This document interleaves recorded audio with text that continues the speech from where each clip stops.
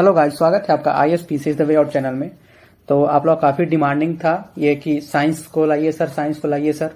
तो वही केमिस्ट्री ही आप लोग से ही पूछा था क्या स्टार्ट करूं साइंस में पहले। तो आप लोगों ने बोला था केमिस्ट्री चालू करिए। तो केमिस्ट्री का ये पार्ट 1 है। ये बेसिकली आपको AEDO 22nd BPSC या TRE4 आगे जो भी एग्जाम है, आपको मैं इतना तक बता सकता हूं कि ये आप अगर बोले ना तो UPSC तक लेवल का, अगर जनरल साइंस पूछे UPSC तब उस लेवल तक का आपको क्वेश्चन इससे बनेगा, अगर इससे आया तो इस तरीके से का। ठीक है, तो स्टार्ट करते हैं बेसिकली हम लोग केमिस्ट्री का पार्ट 1। तो सबसे पहले मैं कुछ ऊपर में लिख रखा हूँ, स्टेट जो होता है ना, तो प्लाज्मा स्टेट जो होता है वो क्या होता है, वो सुपर एनर्जेटिक होता है, आयोनाइज्ड गैसेज से बना होता है बेसिकली ये। ठीक है, और जो आप CFL को ग्लो करते हुए देखते हैं ना, वो प्लाज्मा स्टेट का ही पार्ट है। तो आपको बेसिकली थोड़ा समझ के रखना है कि CFL ग्लो करता है, उसके पीछे प्लाज्मा स्टेट का रीजन होता है। ठीक है, बोस आइंस्टाइन कंडेंसेट, देखिए सॉलिड, लिक्विड, गैस, ये सब तो एक मैटर जानते ही हैं कि ठीक है। उसके अलावा फिफ्थ मैटर जो होता है बोस आइंस्टाइन कंडेंसेट बोलते हैं, ये 1920 में डिस्कवर हुआ था। ये एक्सट्रीमली लो डेंसिटी गैस होता है। ठीक है, और इसको कौन डिस्कवर किए थे? एसएन बोस और आइंस्टाइन, अल्बर्ट आइंस्टाइन और एसएन बोस, इसलिए इंपॉर्टेंट है। ठीक है, बोस से वो समझ गए होंगे, एसएन बोस याद रखिएगा। ठीक है, दिमाग में सुभाष चंद्र बोस भी आ सकता है, आनंद मोहन बोस, एसएन बोस। ठीक है, प्यूरिफिकेशन टेक्निक देखते हैं तो सब्लिमेशन। ठीक है, क्वेश्चन आता है, देखिए मैंने लिख भी रखा है PYQs। तो नेप्थलीन ऐसे आता है कि नेप्थलीन जो है उसको हम लोग कैसे प्यूरिफाई करते हैं, कौन से मेथड? तो सब्लिमेशन मेथड से। ठीक है, एंथ्रेसीन को वैसे ही करते हैं, आयोडीन को हम लोग प्यूरिफाई करते हैं सब्लिमेशन मेथड से। क्या बोलेगा, उसको सेपरेट करना है तो सेपरेशन मेथड बताइए। ठीक है, फिर अमोनियम क्लोराइड NH4Cl बोलते हैं उसको, कम्फोर। ठीक है, जो कपूर भी बोलते होंगे आप लोग, घर में पूजा वगैरह यूज होता है। ये होवरफ्रोस्ट मेथड है बेसिकली। ये क्या होता है ना कि वेपर को सॉलिड बनाना। ठीक है, मानिए कि 100 डिग्री प्लस चला गया तो वेपर बना हुआ है कुछ, उसको वापस सॉलिड क्यों लाना। ठीक है, वो हो गया आपका होवरफ्रोस्ट मेथड। इसको डिपोजिशन ही बोलते हैं। ठीक है, डिपोजिशन, ये मुझे याद है एक बार 2023 में शायद दरोगा का लास्ट एग्जाम वही हुआ है ना, उसमें उन्होंने ये पूछ रखा था।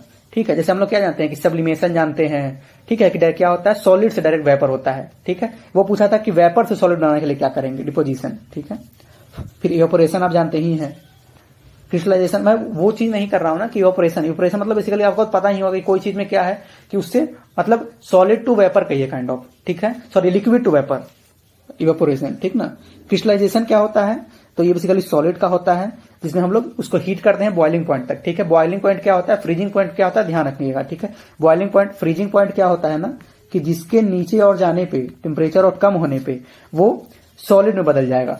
ठीक है, फ्रीज कर जाएगा। जैसे आप लिक्विड ही लीजिए ना, पानी ही लीजिए, उसको फ्रीजिंग पॉइंट से कम मतलब 0 डिग्री से नीचे ले जाइएगा -1 -2 पे ना, तो वो क्या हो जाएगा, आइस बन जाता है। और जैसे ही अगर आप उसको अगर ऊपर ले जाते हैं 100 डिग्री सेल्सियस के, तो वो वेपर बन जाता है। ठीक है, तो समझते भी चलिएगा थोड़ा, क्योंकि एग्जाम में ना थोड़ा सा आपको एप्लीकेशन भी लगवा रहा है, कॉन्सेप्ट भी लगवा रहा है, दोनों लगवा रहा है। ठीक है, डिस्टिलेशन, तो बेसिकली इसमें क्या होता है, वेपराइजेशन होता है, फिर कंडेंसेशन होता है। वेपराइजेशन मतलब पहले हम लोग एक हाई टेम्परेचर पे जाते हैं, फिर कंडेंस करते हैं, आराम से उसको धीरे धीरे कंडेंस करते हैं। ठीक, कंडेंस मतलब काइंड ऑफ कूल करना, ठंडा करना। ठीक है, जो कंडेंसेशन आप जानते होंगे ना, रेनफॉल का एक रीजन होता है। ठीक है, इसका एग्जाम्पल देखिए, मिथानोल प्लस वाटर, CH4OH को मिथानोल बोलते हैं, CuSO4 प्लस वाटर।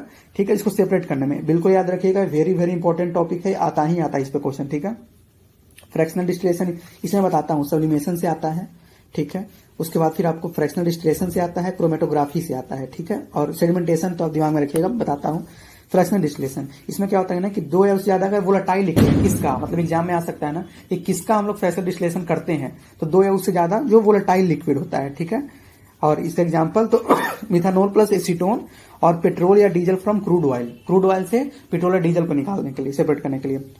क्रोमेटोग्राफी, ये मैं NCERT से डायरेक्ट, ये जो एग्जाम्पल दिया है NCERT में उससे निकाला हूं।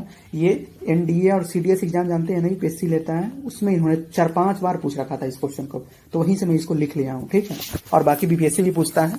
तो क्रोमेटोग्राफी जो है वो बाय एडजॉर्प्शन ऑन मटेरियल, जो मटेरियल तो एडजॉर्प्शन हो उसमें आपको सेपरेट करने में हेल्प करता है।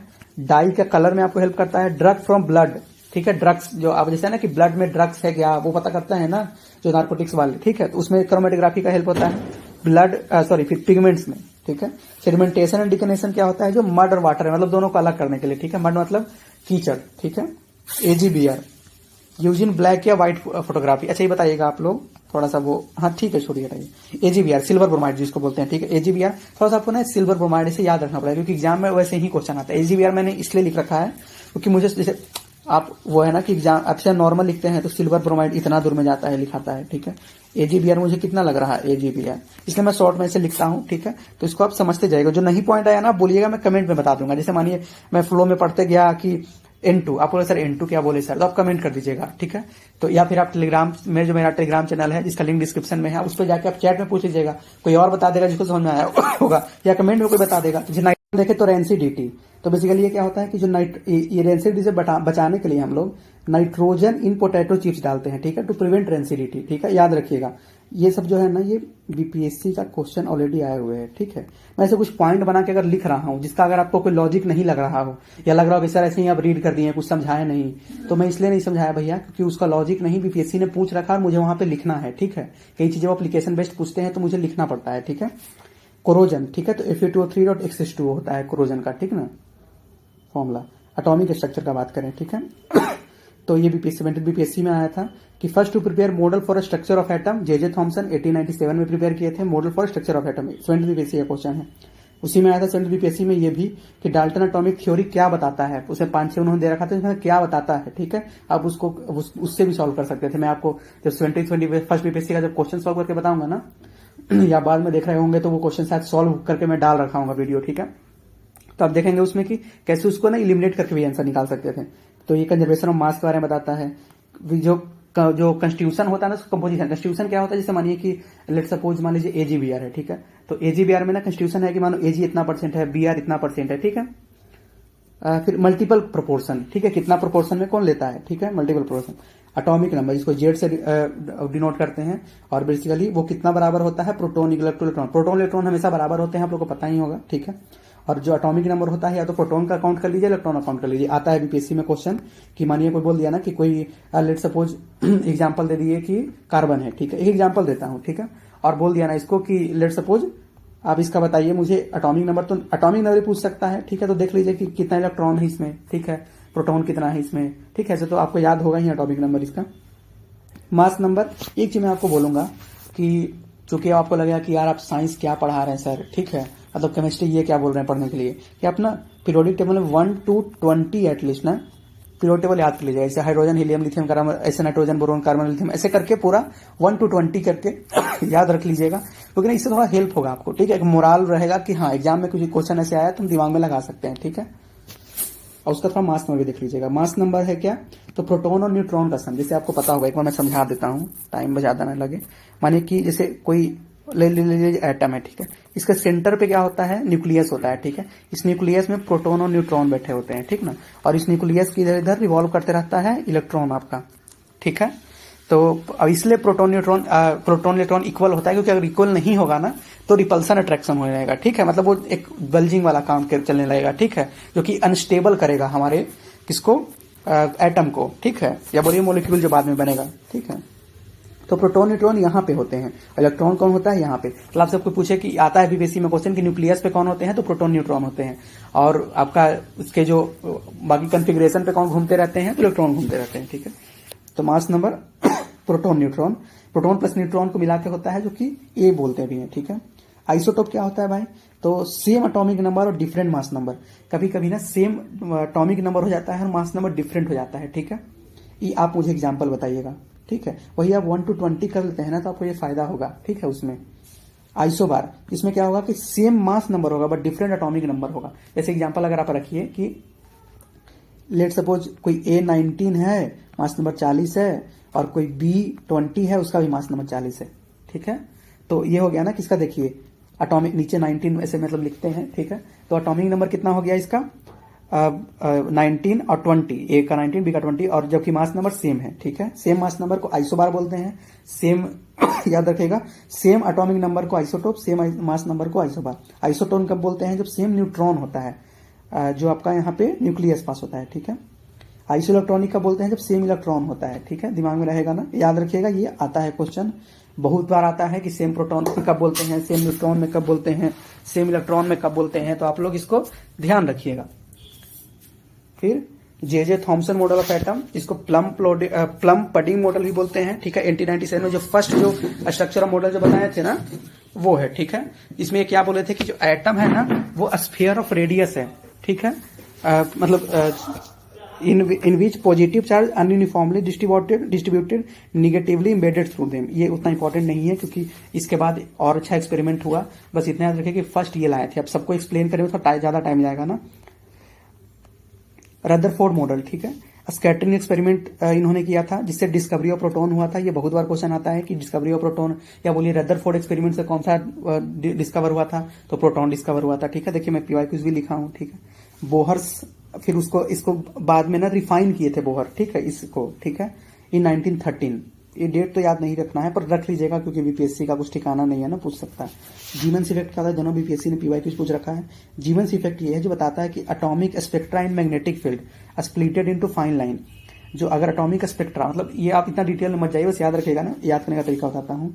एम से मैग्नेटिक, मैं आपको ऐसे बहुत तरीके बताऊंगा, ठीक है। इसमें साइंस में बहुत तरीके, आप मतलब सोचिएगा कि वाह सर, मतलब पहले से ही वो चीज दिक्कत होता होगा, क्योंकि मुझे खुद जो दिक्कत होता था ना, मैं उसका तरीका निकालता था।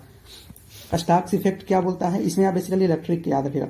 जीमन और स्टार्क याद रखिएगा कि कोई दो चीज होता है, ठीक है। जे एम जो है ना, जिसमें जीमन एम से मैग्नेटिक और बाकी जो स्टार्क बचा वो इलेक्ट्रॉन, ठीक है।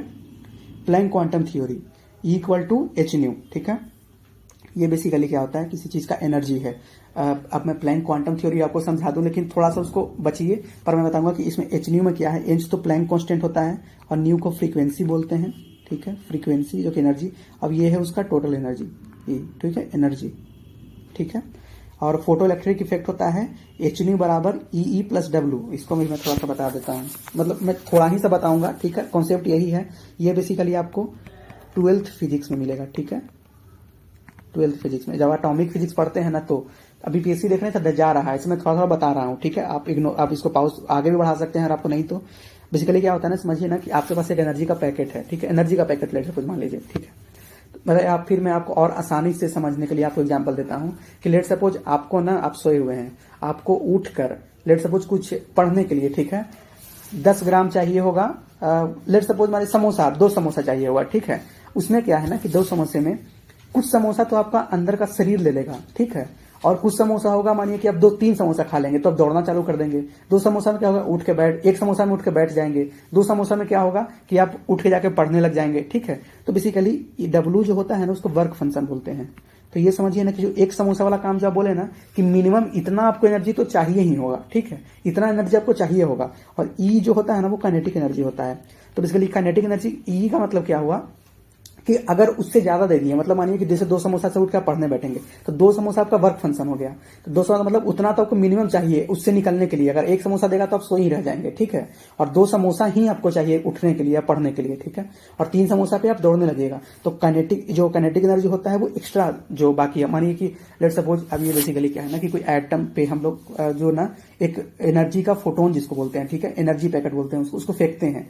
अब उससे ना इलेक्ट्रॉन तभी निकलेगा, लेट सपोज उसका जो वर्क फंक्शन मटेरियल का अपना प्रॉपर्टी होता है, ठीक है। डब्ल्यू जो है मटेरियल का प्रॉपर्टी है। जैसे लिथियम का मटेरियल ले लिए हैं, एल्यूमिनियम का ले लिए हैं, तो जैसे ही अगर आप ज्यादा फेंकते हैं, मतलब मानिए कि उसका वर्क फंक्शन है 2 इलेक्ट्रॉन वोल्ट, ठीक है, एनर्जी 2 इलेक्ट्रॉन वोल्ट उसको चाहिए। अगर हम 1 इलेक्ट्रॉन वोल्ट बोलते हैं तो कोई इलेक्ट्रॉन नहीं निकलेगा। अगर हम 2 बोलते हैं तो बस इलेक्ट्रॉन निकल के वहीं पर रुक जाएगा, ठीक है। लेकिन अगर 3 या 4 मारते हैं तो 2 से तो वो निकल जाएगा, और 3 मारते हैं तो 1 काइनेटिक एनर्जी के साथ वो निकलेगा। 4 मारते हैं तो 2 काइनेटिक एनर्जी और तेजी से वो निकलेगा, ठीक है। यही फोटो इलेक्ट्रिक इफेक्ट। और आपको पता होगा कि इन्हीं के लिए इनको अल्बर्ट आइंस्टाइन को दिया गया है नोबेल प्राइज, ठीक है। क्वांटम नंबर एन जो है वो क्या बताता है, शेप बताता है, साइज बताता है, एनर्जी बताता है। ज्यादा दिमाग में मत जाइए क्या होता है एन अजूमिथल, बस नाम जानिए, क्योंकि फिर वही जैसे इसमें बताने लगा ना तो फिर वो बढ़ा जाएगा, ठीक है। अजूमिथल नंबर क्या होता है, तो शेप ऑफ इलेक्ट्रॉन क्लाउड बताता है, ठीक है। इलेक्ट्रॉन बेसिकली एक क्लाउड ही होता है। मतलब क्लाउड का मतलब है कि इलेक्ट्रॉन कुछ होता नहीं है। जैसे हम इलेक्ट्रॉन को बात कर रहे हैं ना कि फेंक रहे हैं, इलेक्ट्रॉन निकल गया, तो कोई ऐसा पार्टिकल नहीं है कि निकलेगा। वो काइंड ऑफ एक कहिए कि हवा है, एकदम बिल्कुल वही रखिए कि हवा है या क्लाउड है जो दिखता नहीं है, मतलब दिखता है लेकिन उसको पकड़ नहीं सकते हैं, वही है इलेक्ट्रॉन, ठीक है। वो फिर आप SPDF जानते होंगे, S जानते होंगे, P जानते होंगे, D जानते होंगे। S में 2 इलेक्ट्रॉन आता है, P में 6 आता है, ठीक है। तो ये आप छोड़िए, आपके काम का नहीं है, ठीक है। मैग्नेटिक क्वांटम नंबर क्या है, जो -L से +L होता है, इसके ओरिएंटेशन बताता है, बस याद रखिएगा, ओरिएंटेशन बताता है, ठीक है। फिर स्पिन क्वांटम नंबर होता है, पॉल, हाँ ये तीनों इंपॉर्टेंट है, याद रखिएगा। अभी मैं एक जो मतलब क्या उसको बोलते हैं, कोचिंग ही बोलिए, मतलब उसका नाम मैं लेना चाह रहा था पर नहीं ले रहा हूँ, ठीक है, यूट्यूब पर। पर वो जैसे अच्छा ही कोचिंग है, उसका मॉक में ये क्वेश्चन देखा था, Pauli exclusion principle, Hund's rule, Aufbau principle, ठीक है। तो याद रखिए कि पॉली एक्सक्लूजन प्रिंसिपल क्या बोलता है कि और 4 quantum can not be identical मतलब जो क्वांटम नंबर मैंने क्या क्या बोला, एन बोला, एल बोला, ठीक है, एस बोला, ठीक है, और एनपीएस बेसिकली होता है, ठीक है, वो सब आइडेंटिकल नहीं हो सकते, मतलब बेसिकली सबका अलग अलग होगा, ठीक है, क्वांटम नंबर। अब हुन्स रूल क्या कहता है कि first orbital takes place singly, जिसमें पी का बताया ना तो 6 बनता है, तो इसमें ऐसे होता है ऑर्बिटल, ठीक है, इसमें 2 इलेक्ट्रॉन आएगा, इसमें 2 आएगा, इसमें 2 आएगा, टोटल 6 आया। तो जो ये होता है ना, थोड़ा सा बता देता हूं मैं भी, एक ऐसे स्पिन के साथ आता है, तो एक ऐसे स्पिन के साथ आता है, फिर एक ऐसे आता है, एक ऐसे आता है, एक ऐसे ऐसे, ठीक है। यही देखिए स्पिन क्वांटम नंबर जो मैंने बोला ना, ठीक है। तो इसमें देखिए पहले ना एक एक करके भराएगा, ऐसा नहीं कि अब एक ही में, मतलब आपके पास अगर 2 ही इलेक्ट्रॉन है तो ऐसा नहीं ना कि आप यही में दोनों बस भर दिए और बाकी को छोड़ दिए, नहीं, जब तक सारा एक एक बार पेयरिंग तभी होगा ना जब सारा इलेक्ट्रॉन सब में एटलीस्ट एक रहे, वही लिखा है मैंने कि first orbital takes place singly, ठीक है। अबव प्रिंसिपल जो है एन प्लस बेसिकली ये बताता है कि जो अबव मतलब इलेक्ट्रॉन कहाँ पे बैठेगा, ठीक है, किसमें कितना इलेक्ट्रॉन जाएगा, वो एन प्लस एल पे होता है। एन क्या हो गया आपका, ये आपका एन हो गया एजिमुथल नंबर, ठीक है। इसी पे एनर्जी बेसिकली डिसाइड होता है, सबसे पहले कम एनर्जी वाले में, फिर उससे ज्यादा एनर्जी वाले में जाता है, ठीक है। पीरियोडिक क्लासिफिकेशन ऑफ एलिमेंट, इसके फादर, पीरियोडिक टेबल के फादर किसको बोलते हैं, मेंडलीव को बोलते हैं, याद रखिएगा, पीपीएससी पूछेगा। अभी में कितने टोटल एलिमेंट हैं, 118 हैं, 98 नेचुरल हैं, तो 20 हो गए हैं आर्टिफिशियल या सिंथेटिक। मॉडर्न एटॉमिक सिंबल किन्होंने दिया है, बर्जीलियस ने दिया है, ये मैंने सीएपीएफ में क्वेश्चन देखा था, ठीक है, तो याद रखिएगा। मॉडर्न एटॉमिक सिंबल किन्होंने दिया है, बर्जीलियस ने दिया है। लेवाइजर जो है वो मेटल प्लस नॉन मेटल, मतलब ये बेसिकली आपको पूरा क्रोनोलॉजी बता रहे हैं कि कैसे पीरियोडिक क्लासिफिकेशन ऑफ एलिमेंट हुआ। तो लेवाइजर बोले कि 2 ही तरह का एलिमेंट होता है, एक मेटल और एक नॉन मेटल। डुबर्नियर ने ट्रायड लाया, वो बेसिकली क्या किए, मतलब मेटल प्लस नॉन मेटल वो सजाए थे, सॉरी लेवाइजर, ठीक है, और बोले थे मेटल प्लस नॉन मेटल होता है, प्लस सजा दिए थे उसको, मेटल को अलग नॉन मेटल को अलग। डुबर्नियर ने ट्रायड लाया और पीरियोडिक टेबल पे इस तरीके से सजाया कि मानिए कुछ लेट सपोज एक का जो पहला का है उसका मास है 2, ठीक है, और तीसरा का मास है लेट सपोज 6, ठीक है, इन दोनों का सम ले लिए 2 6 8/2 4, ठीक है। तो देखें कि किसका मास 4 है तो बीच वाले डाल दिए, ठीक है। बट ये सबसे मतलब अनोमली है, अगर पीरियोडिक टेबल को पढ़ेंगे ना तो अनोमली मतलब दिक्कत है इसमें, ठीक है। न्यूलैंड का ऑक्टेव आया, ऑक्टेव मतलब ना कि ये बोलने लगे कि हर 8वां एलिमेंट जो है ना वो सेम प्रॉपर्टी रिपीट करता है, ठीक है, जो कि सही नहीं है। आप नीचे जैसे जाइएगा ना वो 2n² का प्रॉपर्टी होता है, ठीक है। शुरुआत में 2 एलिमेंट, फिर 4 डालेगा तो 8 एलिमेंट, फिर आप इसको 3 डालिएगा तो 18 एलिमेंट, ठीक है, 2 8 18 18 32 जैसे करके होता है, ठीक ना। लोदर मेयर ने बताया कि पीरियोडिक टेबल को सजाओ एटॉमिक वॉल्यूम के हिसाब से, ठीक है। फिर मेंडलीव जो हमारे फादर ऑफ पीरियोडिक टेबल बोले जाते हैं, उन्होंने वो सही थोड़ा लॉजिक लगाए थे, सही लगाए थे। उन्होंने बोला कि elements directly proportional to atomic masses होता है, ठीक है। इनके अनुसार 1869 में इन्होंने बोला था 7 पीरियोडिक टेबल और 9 ग्रुप बना था इनके अनुसार, ठीक है। लेकिन जो आया मॉडर्न जो पीरियोडिक टेबल है, मोस्टली जो आया वो ज्यादा प्रीफाइन किया, देखिए इन्हीं का थोड़ा सा दिमाग लगा दिए वो बोले कि नहीं एटॉमिक मास का नहीं, एटॉमिक नंबर का होता है, ठीक है।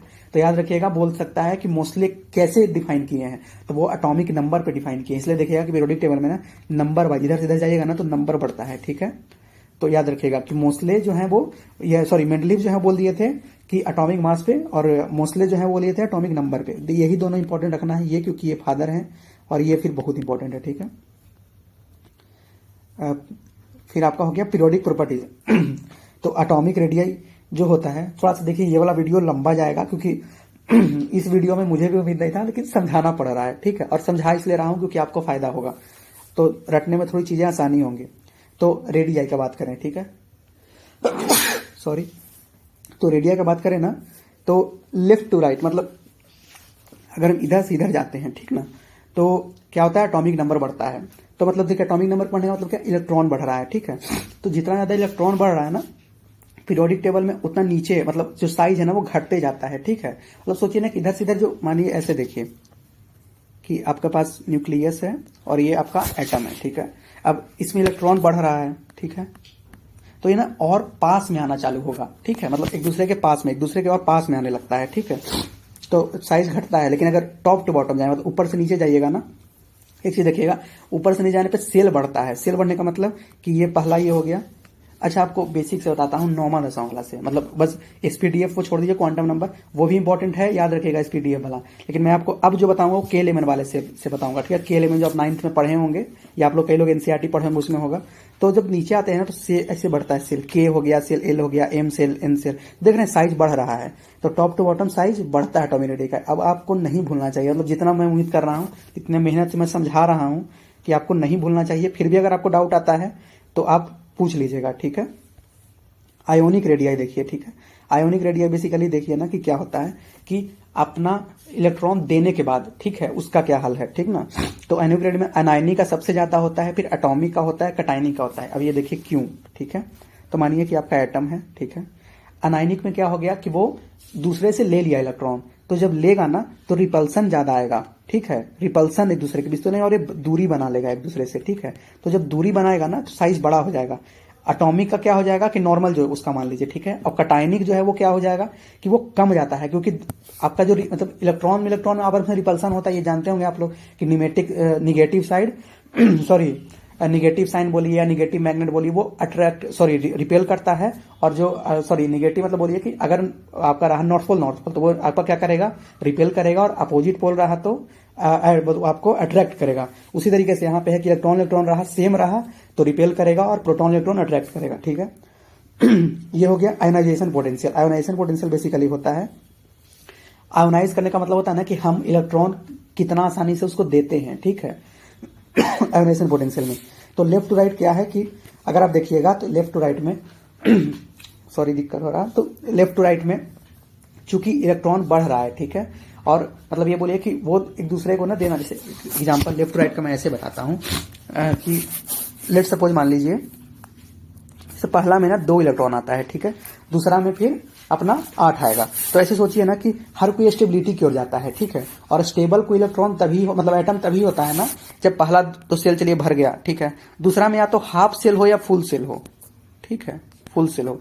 ऐसे अगर हम Na+ बोलते हैं, कभी दिमाग में ऐसे आया होगा ना कि Na+ बोलते हैं, ठीक है। फिर लेट सपोज एग्जांपल देते हैं कि कॉपर को +2 बोलते क्यों हैं, तो क्योंकि ना वो उसको +2 का मतलब हुआ ना कि उसको 2 इलेक्ट्रॉन दे के, प्लस का मतलब होता है कि वो देख करके और खुशी से है। लेट सपोज मान लीजिए कि इसके पास इसमें बस 2 ही इलेक्ट्रॉन है, ठीक है। इसमें एग्जाम्पल दे रहा हूं। अब ये 2 इलेक्ट्रॉन इसको दिक्कत कर रहा है, तो एक काम तो कर सकता है कि यहाँ पे अगर मानिए कि 8 रह सकता था, ठीक है, 6 रह सकता था, मान लीजिए 6 रह सकता था, ठीक है, क्योंकि पी में 6 होता है। तो मान लीजिए एक इलेक्ट्रॉन इसको चाहिए, अगर इसको कोई दे दिया तो स्टेबल हो गया, और मान लीजिए कोई देने वाला नहीं है तो बेचारा चुपचाप से अपना दोनों दे देता है किसी और को कि चलो भाई हम ही स्टेबल हो जाते हैं, मतलब कि कोई दे नहीं रहा तो अपना ही दे देते हैं, ठीक है। तो वो जब दे देता है किसी और को तब +2 मतलब प्लस लगता है। और जब किसी से लेता है, जैसे आप देखिएगा कि F-, Cl-, क्लोरीन जो है ना वो मतलब इलेक्ट्रॉन एक्सेप्टर है, इलेक्ट्रॉन को एक्सेप्ट करता है। और जो सोडियम हो गया, अल्युमिनियम हो गया, ये सब मैग्नीशियम +2 जैसे लगता है, अल्युमिनियम +3 लगता है, तो अल्युमिनियम अपना 3 इलेक्ट्रॉन देता है उसको, ठीक है। तो ये सब इलेक्ट्रॉन डोनर है, ठीक है। ये आपको कॉन्सेप्ट ना मैं एसिड बेस में ही बताऊंगा थोड़ा। तो आयोनाइजेशन पोटेंशियल का मतलब होता है कि कितना आसानी से उससे इलेक्ट्रॉन निकाल सकते हो। तो जैसे जैसे इधर बढ़ते जाता है ना, अगर लेफ्ट टू राइट जाइए तो इलेक्ट्रॉन बढ़ रहा है, तो इसका स्टेबिलिटी की ओर पहुंच रहा है ना, तो ये देना नहीं चाहेगा, ये लेना चाहेगा किसी और से। ऐसे अगर मान लीजिए कि फ्लोरीन है, ठीक है, या फिर उसके नाम इधर मान लीजिए कि अब एक एग्जाम्पल से देता हूं कि hydrogen, helium, lithium, beryllium, boron, ठीक है, कार्बन, नाइट्रोजन, ऑक्सीजन। तो यहां देखिएगा ना ऑक्सीजन पास +2 है, ठीक है। फिर ऑक्सीजन, नाइट्रोजन पास +1 है इधर, ठीक है। तो ये 1 लेना मतलब चाहेगा ना कि सामने वाले से ले लें, ठीक है। तो उसके कारण क्या होता है कि इसका जो आयोनाइजेशन पोटेंशियल इंक्रीज करता है। इंक्रीज करने का मतलब ये हुआ ना कि वो इलेक्ट्रॉन को आसानी से देगा नहीं, उसको देने के लिए ज्यादा एनर्जी हम लोग को लगाना पड़ेगा, ठीक है। फिर ये नीचे जाने पे क्या होता है कि आयोनाइजेशन पोटेंशियल हमारा घटता है। क्यों घटेगा? क्योंकि सेल बढ़ रहा है।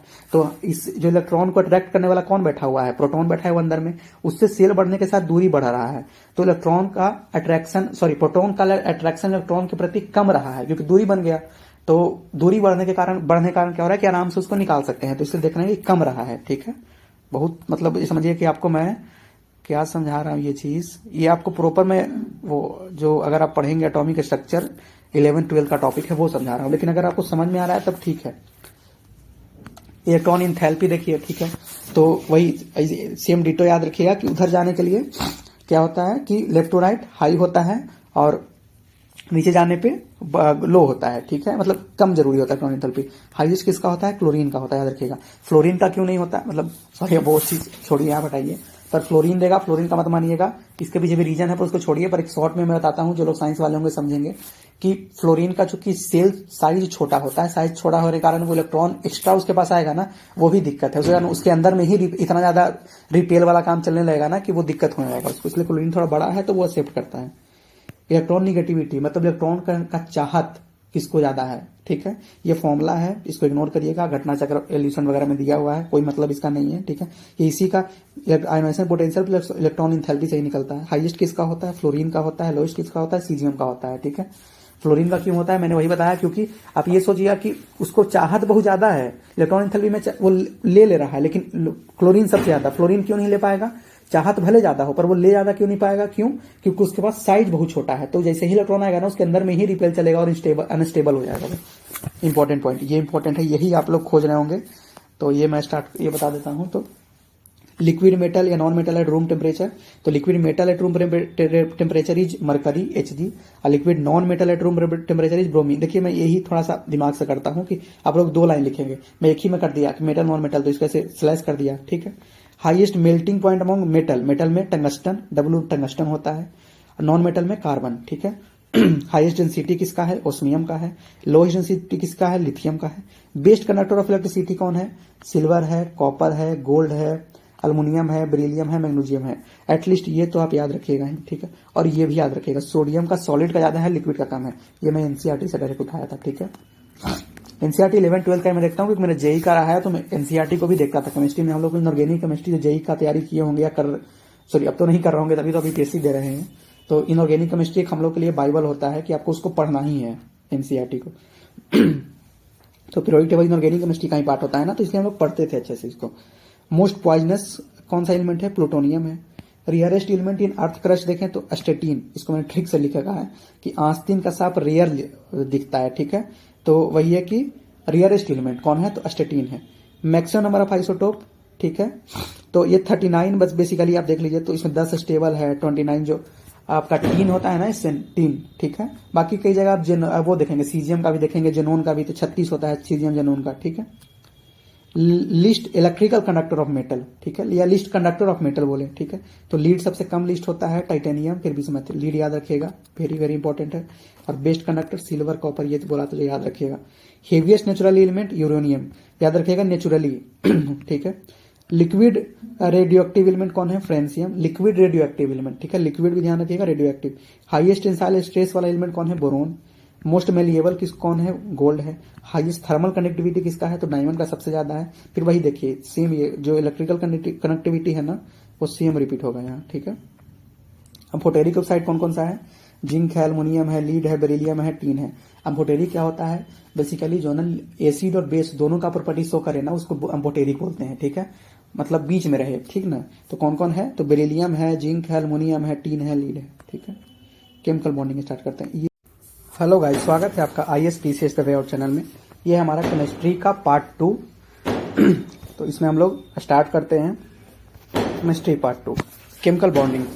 तो बेसिकली इसमें हम लोग टाइप्स ऑफ बॉन्डिंग पहले पढ़ेंगे, तो ionic compound, covalent compound, hydrogen bond या ionic bond, covalent bond, coordinate bond जो होता है। कोऑर्डिनेट बॉन्ड को इग्नोर करिए, उतना इंपॉर्टेंट आपको नहीं है, क्लास 12th में है वो, ठीक है, और इससे बीपीएससी क्वेश्चन नहीं पूछता है, इसलिए इग्नोर करिए। इसलिए नहीं कि क्लास 12th में, इसलिए नहीं, समझ रहे हैं ना, कि नहीं पूछता इसलिए क्योंकि 12th के तो बहुत सब्जेक्ट से पूछ रहा है क्वेश्चन, ऊपर मैंने बताया क्वांटम नंबर से। तो आयोनिक कंपाउंड जो है वो good conductor of electricity in molten state, ठीक है, और bad conductor in solid state. Molten मतलब जानते हैं ना कि वाटर का भी उसमें रहे, ठीक है। कोवैलेंट बॉन्ड, ठीक है, तो इसमें क्या होता है कि बैड कंडक्टर ऑफ इलेक्ट्रिसिटी होता है, ये सॉलिड और मोल्टेन इसका हटाइए, बैड कंडक्टर ऑफ इलेक्ट्रिसिटी होता है। सिग्मा बॉन्ड जो होता है वो सबसे स्ट्रॉन्ग बॉन्ड होता है, पाई बॉन्ड जो होता है वो वीक बॉन्ड होता है, ठीक है। तो याद रखिएगा कि, और पहला बॉन्ड जो होता है हमेशा सिग्मा बॉन्ड होता है, याद रखिएगा, ठीक है।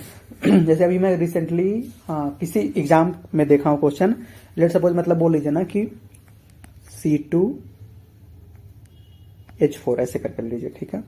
तो इसमें देखिए कि कितना सिग्मा बॉन्ड है, कितना पाई बॉन्ड है, ठीक है, या नाइट्रोजन दे रखा था उन्होंने, तो ऐसे देखिएगा ना कि C के बीच सिग्मा बॉन्ड है, ठीक है, H H H H, तो ये सब तो सिग्मा बॉन्ड है, ठीक है। इसके भी जो डबल बॉन्ड है, इसमें पहला सिग्मा है, दूसरा पाई है, ठीक है। तो हमेशा पहला सिग्मा होता है। हाइड्रोजन बॉन्ड क्या होता है? H2O in liquid due to hydrogen bond fluorine oxygen nitrogen. क्यों? ऊपर मैंने इलेक्ट्रोनिगेटिविटी का जो कॉन्सेप्ट बताया ना है, वो इसको अट्रैक्ट करते रहता है, इसके इलेक्ट्रॉन को वाटर के, ठीक है। ऑक्सीडेशन रिडक्शन पढ़ेंगे थोड़ा हम लोग। उसके पहले रिएक्टिविटी से भी देख लीजिए। ये मैं डायरेक्ट एनसीईआरटी से उठाया हूँ, क्योंकि बीपीएससी इससे पूछता है, ठीक है। इससे उठाता है कि कौन सा इसमें ज्यादा रिएक्टिव है। या आप देखते होंगे ना कि इसमें से कौन सा रिएक्शन सही है। देखे होंगे 70 बीपीएससी में आया था, तो उसमें आपको रिएक्टिविटी से ज्यादा रखना पड़ेगा, क्योंकि डिस्प्लेसमेंट रिएक्शन जो आप लोग जानते होंगे ना कि let suppose CuSO4 plus Fe is FeSO4 plus Cu, सही है कि नहीं, ठीक है। तो देखिए कि जो ज्यादा ऊपर में है, मतलब इधर है, वो ज्यादा रिएक्टिव है।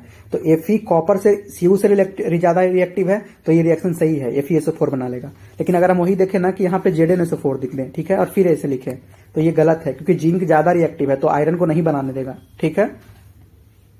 बाकी डट जाइए, potassium, sodium, calcium, aluminium, calcium, magnesium, aluminium, zinc, iron, lead, जो मैं हाईलाइट किया हूं उसको ज्यादा फोकस रखिएगा, क्योंकि क्वेश्चन इसी से बनते हैं।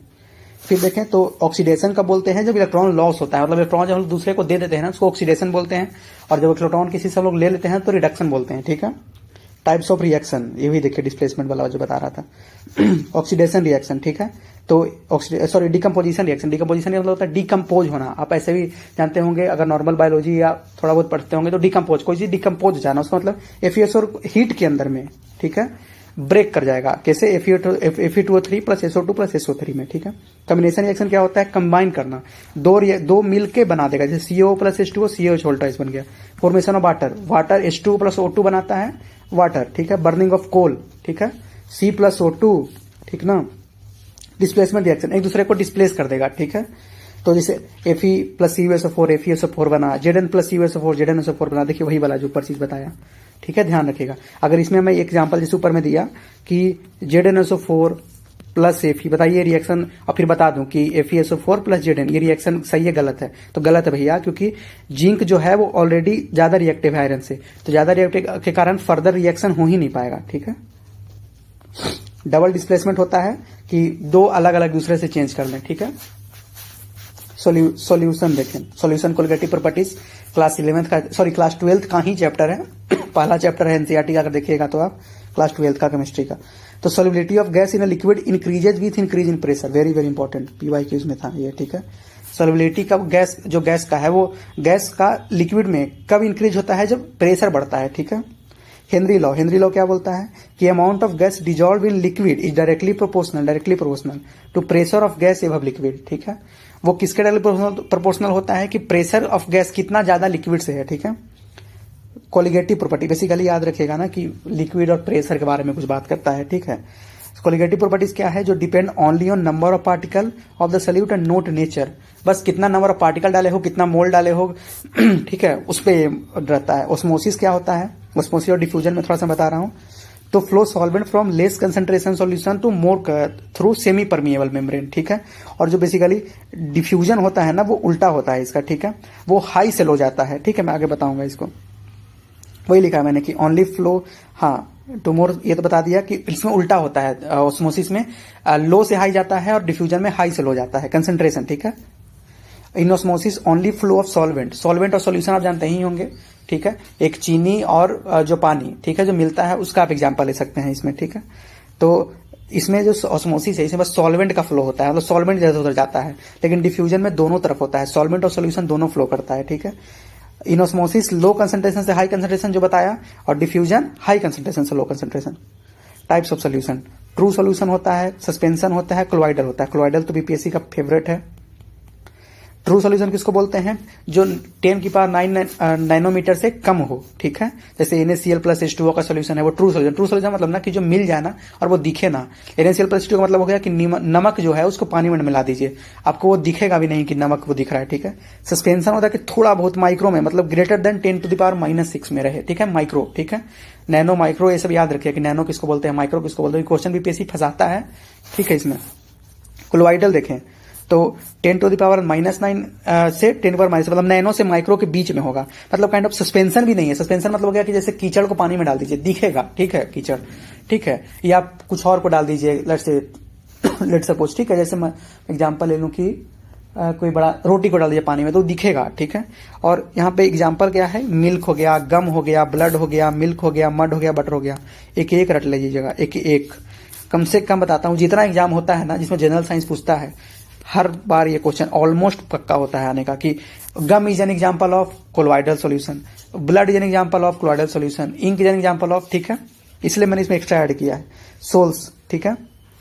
तो सोल्स में जो डिस्पर्स फेज, ठीक है, और सॉलिड होता है, डिस्पर्सन मीडियम, लिक्विड होता है। डिस्पर्स फेज और डिस्पर्सन मीडियम क्या होता है, वही सॉल्वेंट और सॉलिड वाला कॉन्सेप्ट है इसमें, ठीक है। एरोसोल में डिस्पर्स फेज क्या होता है, सॉलिड या लिक्विड होता है, डिस्पर्सन मीडियम गैस होता है, याद रखिएगा ये सब, ठीक है। स्मोक में डिस्पर्स फेज क्या होता है, सॉलिड होता है, डिस्पर्सन का मीडियम कौन होता है, गैस। डिस्पर्स फेज मतलब कौन से फेज में है, और मीडियम कौन, उसको डिस्पर्सन के मीडियम कौन। डिस्पर्सन मतलब सोचिए कि कुछ बढ़ाना, काइंड ऑफ समझिए, ठीक है। या बोलिए कि हाँ वही बोलिए, कोई बढ़ाना ही। फॉग में देखिए तो डिस्पर्स फेज क्या होता है, लिक्विड होता है, डिस्पर्सन मीडियम क्या होता है, गैस होता है। ब्रोनियन मूवमेंट क्या होता है, तो basically zigzag movement of colloidal particle, ठीक है। टिंडल मूवमेंट आप लोग जानते होंगे लाइट वाला कॉन्सेप्ट से, ठीक है। कोलोइडल का एग्जाम्पल है। हम लोग स्टार्ट करेंगे acid basis and salt. Acid basis, ठीक है। एसिड का टेस्ट जो होता है सोअर होता है, बेसिस का बीटर होता है। आप याद रख सकते हैं, बी से बेसिस, बी से बीटर, ठीक है। एसिड जो है वो ब्लू लिटमस को रेड में कन्वर्ट कर देता है और रेड को ब्लू कर देगा बेसिस, इसलिए लिखा है वाइस वर्सा। एसिड जो है वो H+ देता है, ठीक है, और बेस जो है वो OH- लेता है, ठीक है, या बोल सॉरी OH- देता है, ठीक है। जो एसिड है वो अपने प्रोटॉन को डोनेट करता है और जो आपका बेस है वो एक्सेप्ट करता है, ठीक है। अब ये कौन सा कॉन्सेप्ट है, ब्रॉन्स्टेड-लॉरी डिफिनेशन के अनुसार होता है, ठीक है। ये क्वेश्चन आता है बीपीएससी में कि how to define acid base according to Bronsted Lowry definition, ठीक है। तो उसमें आपको ये देखना पड़ेगा कि दोज हु डोनेट प्रोटीन इसका प्रोटोन इज एसिड बेसिस, ठीक है। और एक देखिए जो लेविस, यहाँ मैंने लिख रखा है लेविस बाय लिख रखा है, लेविस बाय, ऐसे लेविस बाय जो नहीं आप मीम जानते होंगे, तो ऐसे लेविस इलेक्ट्रॉन वाला जो मेथड होता है, बोलता है कि जो इलेक्ट्रॉन को एक्सेप्ट कर ले वो हो गया एसिड और जो डोनेट कर दे इलेक्ट्रॉन को वो हो गया बेसिस, ठीक है। यूजेज ऑफ एसिड, ये बहुत इंपॉर्टेंट है, देखते होंगे हर साल क्वेश्चन आता है इस पे, हर साल ऑलमोस्ट। इस बार 21 में नहीं आया था, बाकी हर एक एग्जाम में आता है। जो इसका एसोसिएटेड एग्जाम होता है ना, आप हो सकता है कि एडीओ में भी ऑलमोस्ट चांस है किया है। तो सिट्रिक या स्कॉर्बिक एसिड किसको बोलते हैं, लेमन या ऑरेंज को। लैक्टिक एसिड वही सोअर मिल्क, दही, ठीक है। बुटायरिक एसिड रेंसिड बटर, टैटेरिक ग्रेप्स और टैमरिंड को, ठीक है। एसिटिक एसिड या इथेनोइक एसिड विनेगर को बोलते हैं, ठीक है। मैलिक एसिड एप्पल को, स्टेरिक एसिड फैट्स को, ऑक्सैलिक एसिड टोमेटो में होता है, ठीक है, हो गया। कार्बोनिक एसिड जो हम लोग जो कोका कोला वगैरह पीते हैं ना, वो हो गया। इंडिकेटर देखें तो वही मैंने ऊपर बताया, लिटमस का बता ही दिया, ब्लू से रेड हो गया तो आपका एसिड, रेड से ब्लू तो बेस। मिथाइल ऑरेंज जो होता है वो ऑरेंज से पिंक हो जाता है एसिड में, और ऑरेंज से येलो हो जाता है बेस में, उल्टा नहीं होता इसमें, ये नहीं कि पिंक से ऑरेंज सोच लिए, ठीक है। ऑप्शन में भी अगर इस तरह क्वेश्चन देगा तो दे सकता है, तो ऑरेंज से येलो हो जाता है। तो नेप्थलीन, ठीक है, नेप्थलीन भी जिसको बोलते हैं। तो एसिड में कलरलेस होता है, मतलब नो इफेक्ट, और कलर से पिंक हो जाता है, कलरलेस से पिंक बेस में, ठीक है। याद रखिएगा ये बीपीएससी का PYQ है, इसलिए देखिए मैं ऐसे लिखा हूं, all alkalis are bases, vice versa not true, मतलब सारा जो अल्कली जो है ना वो बेस होता है, बट बेस सारा अल्कली नहीं होगा, ठीक है। मतलब हम ये नहीं बोल सकते हैं ना कि ऑल बेसेज आर अल्कली, नहीं, all alkalis are bases. Basically alkalis are bases ना, जैसे NaOH एक्वस में डाल दिए, ठीक है, तो अल्कली का एग्जाम्पल हो गया। अब बाकी NaOH का ऐसे बेस हो गया, ठीक है, क्योंकि OH लगा हुआ है, ठीक है। और जैसे HCl हो गया, सॉरी NaOH बोल रहा हूं, मान लीजिए जैसे OH लगा दीजिए ना किसी में, मान लीजिए कि आप, हाँ NaOH भी बांध सकते हैं, या फिर कुछ और FeOH होल थ्राइस मान लीजिए, ठीक है, तो उसका एग्जाम्पल हो गया। और बाकी HCl हो गया, या आपका एसिड हो गया, ठीक है। तो pH कुछ तो याद रखिएगा जो आता है एग्जाम में। जूस लेमन का pH कितना होता है, 2.5 के अनुसार के आसपास होता है। वाइन का 2.8 होता है, वाइन एसिडिक होता है, देखिए। विनेगर का 3 होता है, यूरिन, ठीक है, 14.8 होता है, ठीक है। कॉफी का 5 होता है, ठीक ना, ये मैंने ऐसे लिखा था। कॉफी का जो प्राइस भी होता है वो जानते होंगे, 5 रुपए वाला जो कॉफी आता है वो।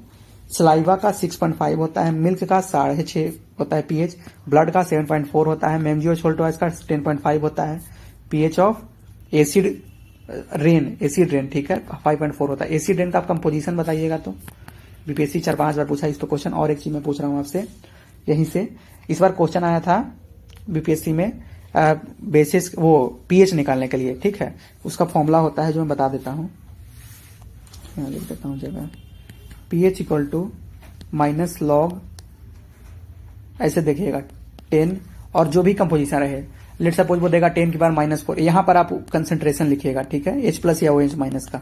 तो इस बार शायद दिया था 10 की पावर -1 ऐसा करके, जितना तक मुझे याद है, ठीक है। तो 10 की पावर -1 दिया था ना, तो pH का ये हो गया, ठीक है। तो 10 की पावर -1 का मतलब हो गया कि -1 आगे आएगा, ठीक है, जो पावर, ये लॉग वाला थोड़ा कॉन्सेप्ट है। देखिए अच्छा क्वेश्चन पूछा था बीपीएससी ने कि जैसे मानिए 10 की पावर -1 दिया, तो लॉग ऑफ 10 की पावर -1, ठीक है, और नीचे 10। तो बस याद रखिएगा ना, आगे माइनस साइन होता है, जितना इसका पावर होगा ना, जितना पावर होगा, अगर 2 होगा, 3 होगा, 2.5 होगा, 3.5 होगा, ये याद करने का तरीका बता रहा हूं, तो बस उतना ही पॉजिटिव में उसका हो गया पीएच, ठीक है। और ये तो पता ही होगा कि 7 के जो नीचे जाएंगे, मतलब 1 2 3 4 5 एसिडिक होता है, और 7 के इधर जो है वो बेसेज होता है, ठीक है।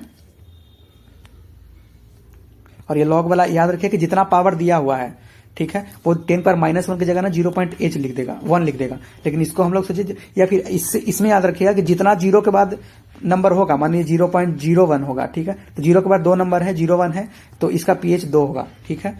0.001 है, कितना नंबर है, 3 नंबर है, इसका pH 3 होगा, ठीक है।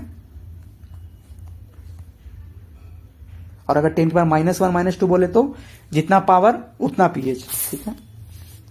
फिर देखें तो आप देखेंगे, हाँ, ये बता दिया कि acid always stored in glass container, ठीक है। Important application of acid HNO3, ठीक है, प्यूरिफिकेशन ऑफ सिल्वर में यूज करते हैं हम लोग, ये सब इंपॉर्टेंट है, ठीक है, एप्लीकेशन वाला। कंसंट्रेटेड H2SO4 प्लस HNO3 को आयरन फॉर ग्लेवनाइजेशन में यूज करते हैं, ठीक है। फिर जो आपका ऑक्जेलिक एसिड है उसको फोटोग्राफी में यूज करते हैं, ये यूपीएससी ने क्वेश्चन पूछ रखा है पहले के टाइम में, 2013 से पहले, जब वो प्रॉपर जब जनरल साइंस पूछते थे।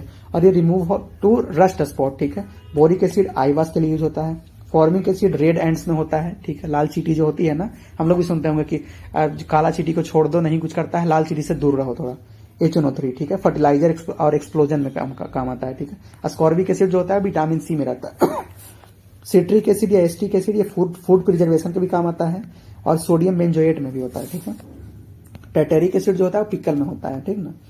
MgOH होल्टवाइज को एंटा एसिड बोलते हैं, क्यों? एंटा एसिड मतलब ऐसे सोचिए, एंट एसिड मतलब एंटी एसिड, एसिड का उल्टा MgOH होल्टवाइज। भी याद रखिएगा कि OH है तो बेस होगा, तो ऑब्वियसली बेसिक चीज ही होगा जो एसिड को उल्टा करेगा, क्योंकि एसिड बेस मिलाएंगे तभी तो न्यूट्रल की तरफ जाएगा ना। अब ज्यादा कंपोजिशन मिला दिए, मानिए एसिड का कंपोजिशन ज्यादा हो गया तो एसिड ही रह जाएगा, लेकिन थोड़ा कम जाएगा। बेस ज्यादा मिला दिए तो एसिड बेस मिलकर बेस की तरफ चला जाएगा। बफर सॉल्यूशन क्या होता है? कुछ pH is not alter to great extent, मतलब उसमें कुछ छेड़खानी भी करिए ना, उसका pH में बहुत चेंज नहीं आएगा, ठीक है, वो होता है बफर सॉल्यूशन। जैसे एग्जांपल, जैसे ब्लड देखें, due to carbonate and bicarbonate वो होता है, ठीक है, तो याद रखिएगा, ठीक है। फिर NaCl देखें, तो NaCl बेसिकली जो है ना वो फ्लेवरिंग एजेंट में काम आता है। फिर हम देखें Na2CO3.10H2O, ये बेसिकली वाशिंग सोडा, और NaCO3 है बेकिंग सोडा। अगर आप यूपी PCS 2024 का क्वेश्चन देखेंगे और 70th BPSC का क्वेश्चन देखेंगे, आपको ये मिलेगा। ये बेकिंग सोडा इनडायरेक्टली बन के आया था फायर एक्सटिंग्विशर वाले क्वेश्चन से, ठीक है, BPSC में दोनों में आया था, सोचिए। और ये 2024 छोड़िए ना, 2025 में भी जाइए, आपको 2025 में यूपी PCS में उसमें भी आया था ये क्वेश्चन। तो समझिए कि वो पूछता है, मतलब ये दोनों ना पता नहीं क्यों बहुत वो दिल लगा हुआ है उसको, BPSC को, BPCS को, और मतलब जो भी एग्जाम होता है ना स्टेट PCS, उसको पता नहीं क्यों बेकिंग सोडा वाशिंग सोडा से बहुत प्रेम है, ठीक है। फिर देखते हैं आपका प्लास्टर ऑफ पेरिस, ये भी बहुत इंपॉर्टेंट है, ठीक है। इसमें याद रखिएगा कि जो ये बनने में ना NaCl कैटलिस्ट के रूप में काम करता है। देखिए मैंने लिख रखा है NaCl एक्टिव कैटलिस्ट, ये भी किसी एग्जाम में पूछ रखा है। और बाकी तो आपको पता ही होगा 2SO4.H2O होता है, या CSO4.12H2O भी बोलते हैं, ठीक है।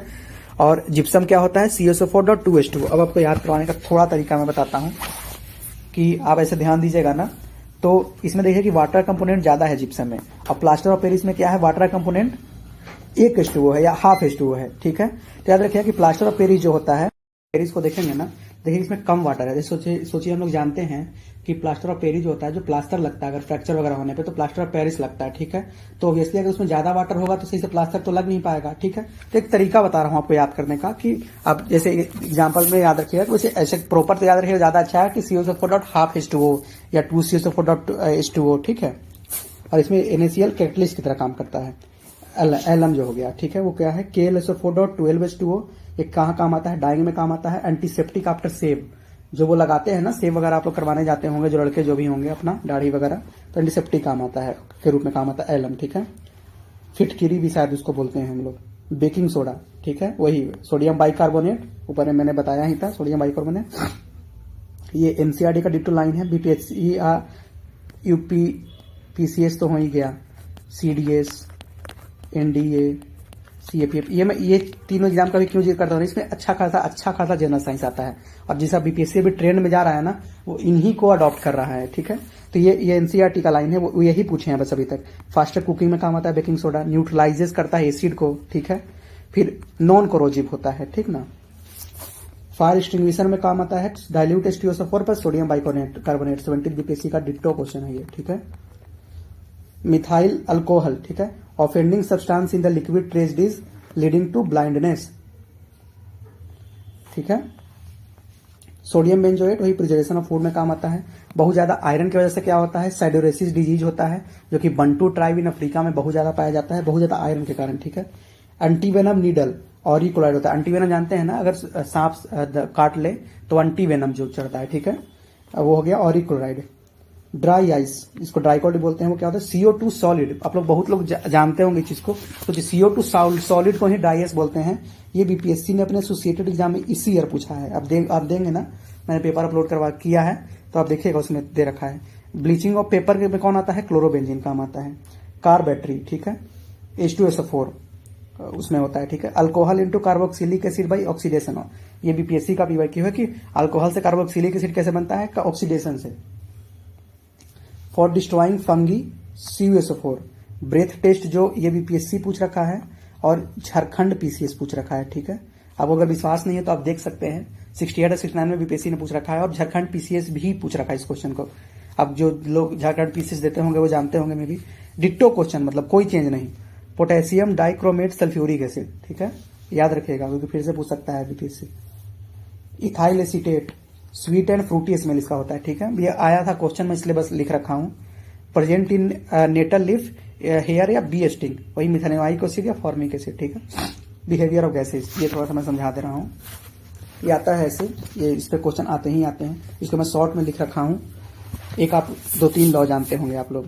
पहले तो एक फॉर्मूला जान लीजिए, आइडियल गैस क्या होता है, PV = nRT। आइडियल गैस क्या होता है, जो एक ऐसे काइनेटिक थ्योरी ऑफ गैसेस को जो फॉलो करता है ऑलमोस्ट ना, उसको बोलते हैं, ठीक है। RMS वगैरह को फॉलो करता है, रूट मीन स्क्वायर स्पीड, उतना डिटेल में नहीं जाना है। ये फॉर्मूला देखिएगा, N। इसमें P जो है वो प्रेशर है, V जो है वो वॉल्यूम है, N जो है वो मोल है, R जो है वो कांस्टेंट है, T जो है टेम्परेचर है, ठीक है। B, अभी ये मैं ट्रिक ऐसा लिख रखा है, मैं बता देता हूँ। 3-4 लॉ होते हैं, ठीक है। फिर जैसे C से हो गया चार्ल्स लॉ, ठीक है, चार्ल्स लॉ, ठीक है। फिर जैसे आप GL से तो गेल लूसक लॉ हो गया, ठीक है। फिर बॉयल्स लॉ हो गया, जो B से हो गया। A से हो गया एवोगैड्रो लॉ, ये सब नाम आप सुने जरूर होंगे, ठीक है। उसी को तरीका पता है कि जैसे ना बॉयल्स लॉ में क्या होता है ना कि टेम्परेचर कांस्टेंट होता है, ठीक है। बॉयल्स लॉ में टेम्परेचर कांस्टेंट होता है, मतलब इसमें टेम्परेचर कांस्टेंट होगा। अब थोड़ा सा आपको दिमाग लगा देता हूँ, जल्दी से बता देता हूँ, ठीक है। अब ऐसा देखिए कि टेम्परेचर कांस्टेंट होगा, R कांस्टेंट है ही, N जो है वो क्या है कि कांस्टेंट है, मोल तो कांस्टेंट है ना, मोल क्या करेंगे हम लोग, ठीक है। अब मतलब PV जो है ना वो कांस्टेंट हो गया, मतलब मान लीजिए PV 20 है, ठीक है। तो अगर प्रेशर बढ़ाएंगे तो वॉल्यूम कमेगा। अगर मानिए इनिशियली है कि प्रेशर 2 है तो वॉल्यूम 10 रहेगा, तभी 20 होगा, 2 × 10 = 20।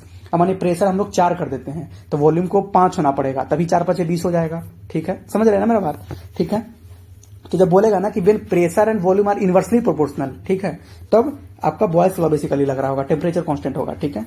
फिर जब बोलेगा चार्ल्स लॉ में, चार्ल्स लॉ देखिए जिसमें प्रेशर कांस्टेंट होता है, तो प्रेशर कांस्टेंट का मतलब देखिए कि प्रेशर कांस्टेंट हो गया तो इसको हटा दीजिए, तो NR कांस्टेंट है ही, ठीक है। तो वॉल्यूम बढ़ेगा तो टेम्परेचर ही बढ़ेगा, है ना। क्योंकि मान लीजिए एग्जांपल देता हूं, एक एग्जांपल जैसे देखिए, मानिए कि वही दोनों 20 = 20 ही होना पड़ेगा ना, इधर उधर NR तो कांस्टेंट ही है, P कांस्टेंट ही हो गया।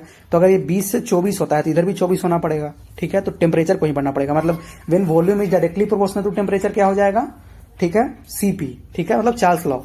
और गेल-लूसक लॉ में क्या होता है, वॉल्यूम कांस्टेंट होता है, GLV, गेल-लूसक लॉ, ठीक है। तो इसमें वॉल्यूम कांस्टेंट होता है, इसमें क्या होगा, अगर वॉल्यूम कांस्टेंट हो गया तो P directly proportional to T हो गया, ठीक है। वही सेम PV = nRT, ऐसे ही सोचिएगा ना।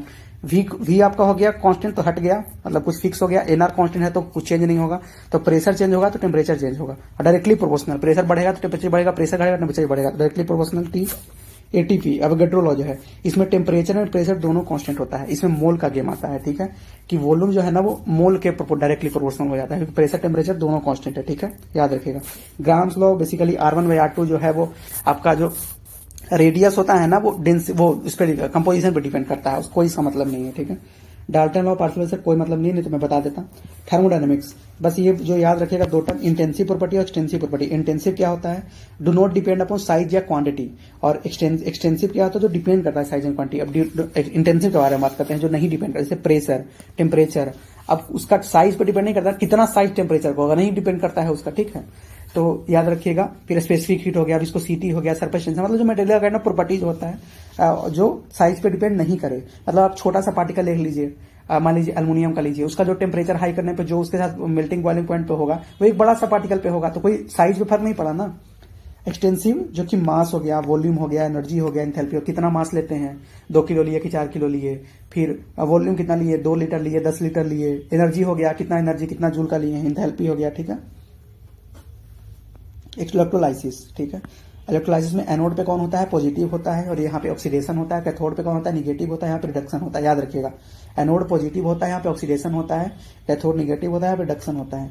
1 फराडे बराबर कितना होता है, 96,500 कूलम पर मोल, याद रखिएगा, पूछा है बीपीएससी ने एक बार कि 1 फराडे, जो फराडे कांस्टेंट है वो कैसे चेंज होता है, ठीक है, ऐसे करके उन्होंने पूछा था। तो वहां पे ऑप्शन था कि increases with temperature, decreases with pressure, ऐसे करके, और एक जगह लिखा हुआ था कि इट विल नॉट चेंज, तो बेसिकली कांस्टेंट है तो भैया चेंज कैसे होगा, इसका फिक्स वैल्यू है, ठीक है। ड्राई सेल, ठीक है, ड्राई सेल क्या है, अमोनियम क्लोराइड और जिंक क्लोराइड, ठीक है, NH4Cl और जिंक क्लोराइड।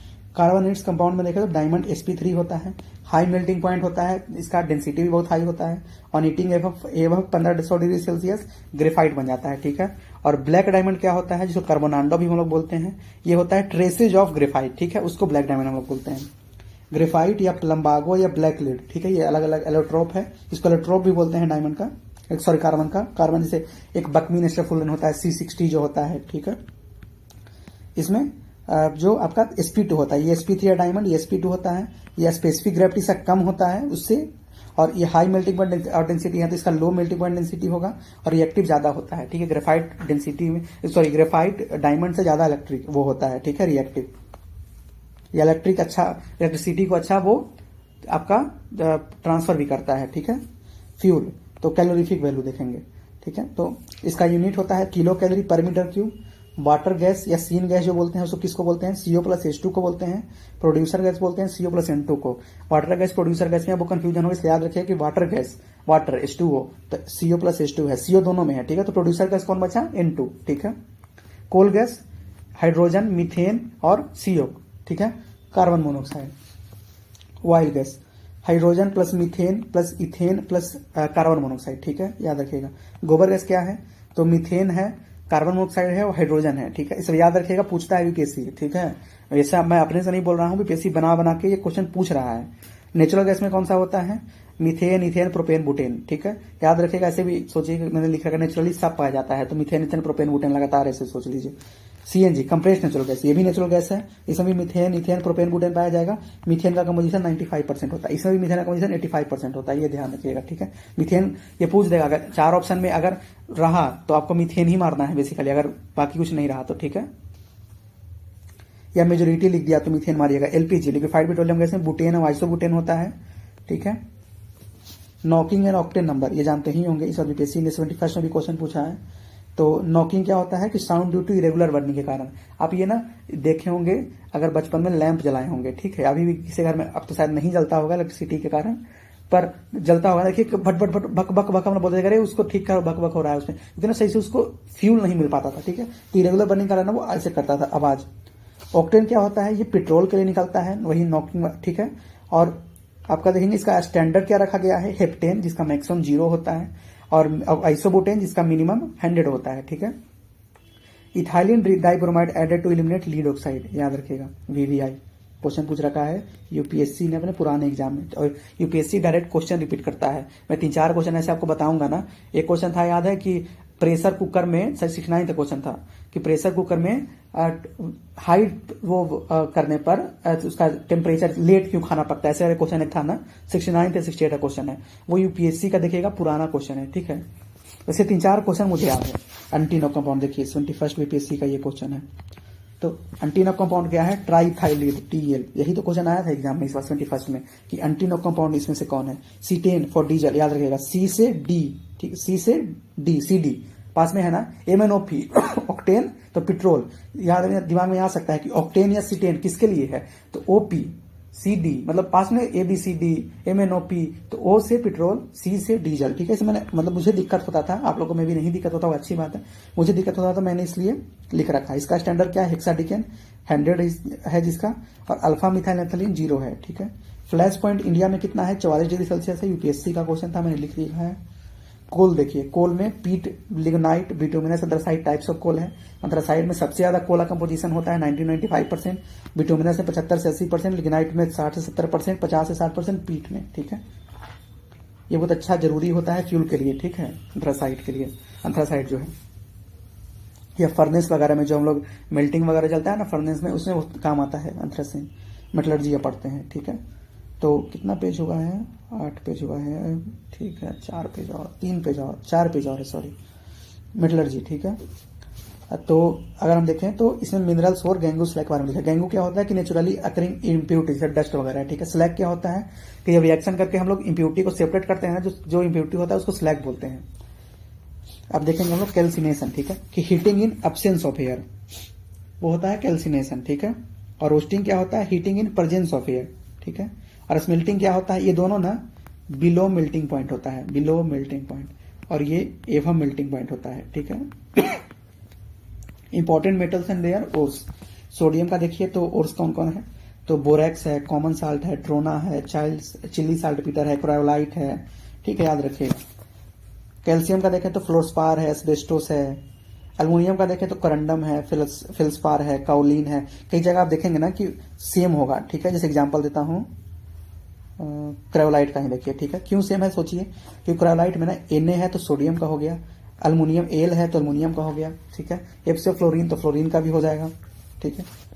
तो के का मतलब ये जो पोटेशियम होता है उसका कर्नलाइट, सिल्वाइन, सियोनाइट, ये जो ब्लैक से लिखा ना उसको इग्नोर करिएगा, ठीक है। इसको इग्नोर बस मत करिएगा ब्लैक वाले को, ठीक है ना। क्योंकि मैं ये थोड़ा ज्यादा लिखा था, क्योंकि बीपीएससी लगातार पूछ रहा था, मुझे लगा था कि बस 21st में ज्यादा ना चल जाए डीप में, इसलिए मैं थोड़ा सा अलग से इसको सर्च करके लिखा था। Magnesium, carnallite, magnesite, dolomite, magnesite तो याद रहेगा, कार्नलाइट, डोलोमाइट याद रखिएगा। CU, cuprite, copper glance, copper pyrite, chalcopyrite, azurite, malachite, ठीक है। Silver, ruby silver, horn silver, cerargyrite, ठीक है। Gold, calaverite, sylvanite, petzite. Zinc का देखें, zinc blende, sphalerite, franklinite, calamine, zincite, ठीक है। उसके बाद फिर हम देखेंगे मरकरी का, तो सीनावर बड़ा फेमस है। टीन का सिलेस्टीन, टीन से सिलेस्टीन याद रख सकते हैं। लीड का गैलेना, पीबीएस याद रखिएगा। Cd, greenockite. आयरन का copper pyrite, limonite, siderite, hematite. देखिए यही जो है ना, ये आपके साथ गेम करेगा। क्या दे देगा, ऑप्शन में रहेगा एक अल्युमिनियम, दूसरा में आयरन, कॉपर पायराइट देखे, ठीक है। तीसरा में मान लीजिए मैग्नीशियम, चौथा में नन ऑफ दी अबव। आपको तो लगेगा कॉपर वाला, हाँ यार none of the above answer है, लेकिन एक्चुअल में आंसर आयरन है, ठीक है। Limonite, सिगराइट, haematite. सीओ, ठीक है, स्मेलाइट, ठीक है। फिर निकल का क्या हो गया, सॉरी सीओ मतलब कोबाल्ट, ठीक है। इतना समझिएगा, नहीं तो मैं बता दूंगा, अगर दिक्कत होगा तो पूछिएगा। निकल का मिलराइट, मैंगनीज का पायरोलुसाइट, फिर हॉस्मनाइट। यूरेनियम का pitch blende of carnotite. Thorium का मोनाजाइट। टाइटेनियम का इलेमनाइट प्लस रूटाइल। फिर आपका होगा phlogopite and pegmatite minerals related to mica, याद रखिएगा, ये पूछा है एग्जाम में, ठीक है। अलवाइज, तो देखिए वीडियो बड़ा जा रहा है, मैं इसके बाद रोकूंगा, ठीक है। तो अलवाइज में देखिए तो ब्रास, कॉपर प्लस जिंक, ठीक है। कॉपर इसमें कितना पोजिशन है, 70, तो एस से 70 तो कॉपर 70, ठीक है। ब्रॉन्ज, एन से 90 तो कॉपर 90 टीन, ठीक है।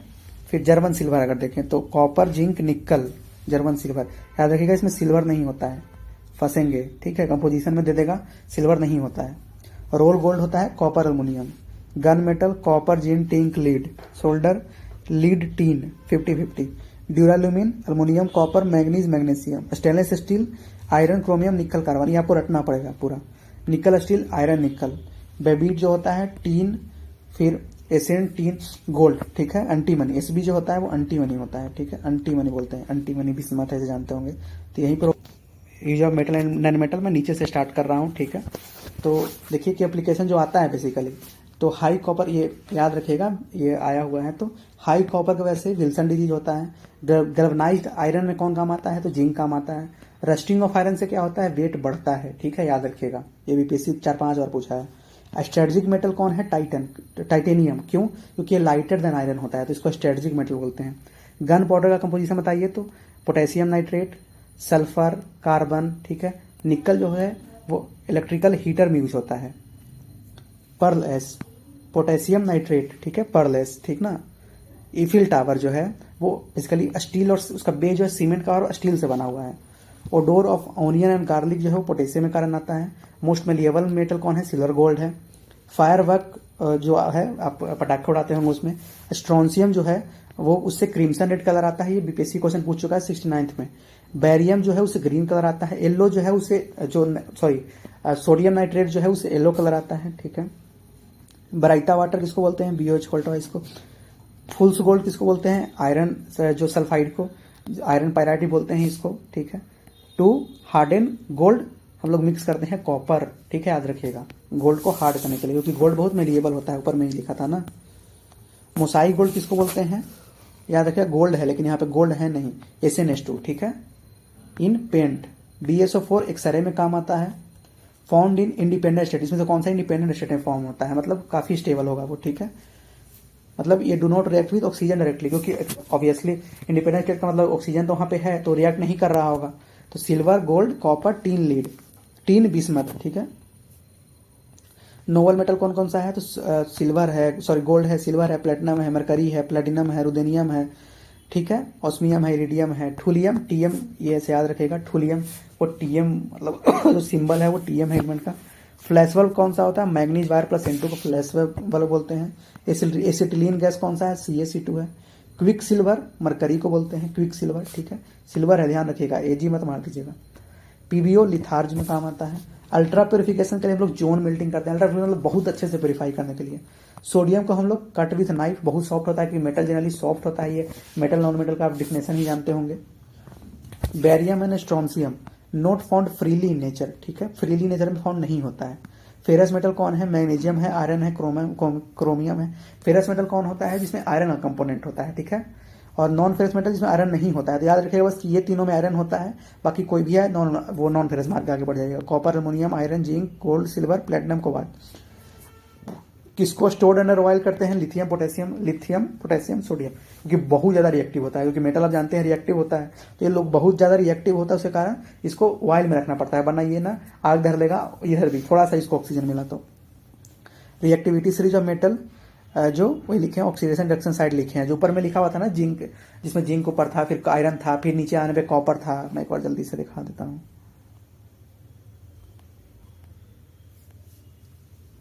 कहाँ पे था, हाँ ये वाला, ठीक है।